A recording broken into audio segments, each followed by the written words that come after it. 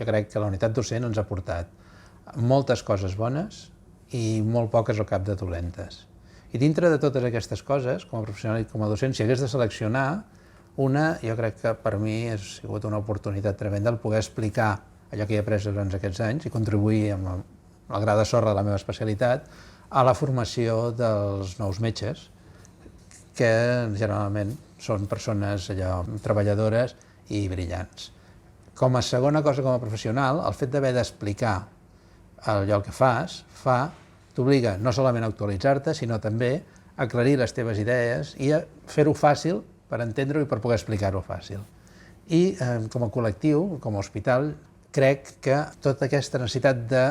revisar el que fem, d'aprendre o d'explicar-ho, de tenir els estudiants, ens ha fet créixer molt, tant a nivell personal com a col·lectiu.